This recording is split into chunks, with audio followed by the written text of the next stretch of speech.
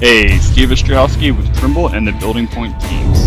In this video, we're going to show you how a large steel fabrication facility lays out their massive steel beams and stiffeners, bolt holes, and girders that go with it.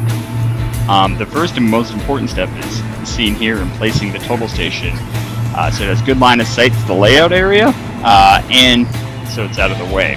As the total station can shoot a couple thousand feet with the same 16th of an inch accuracy, just that line of sight is the most important.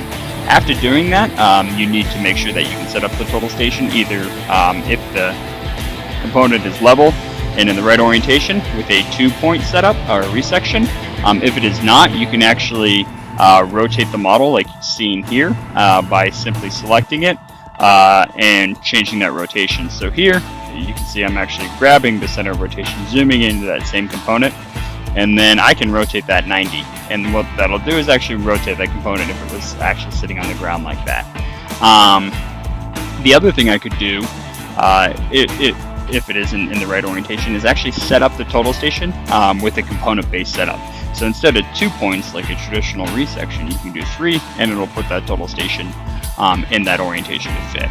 Now, one of the drawbacks to component setup is it will not do laser layout. It won't do iterative measurements at this point. It just do standard laser layout and not visual.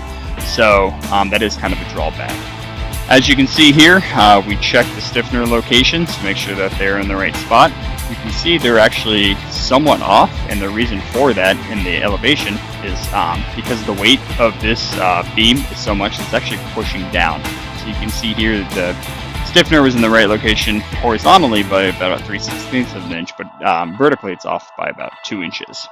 Now, doing this before you actually start welding will improve your layout efficiency, and then afterwards for QA/QC you can actually transfer this back to Trimble Connect.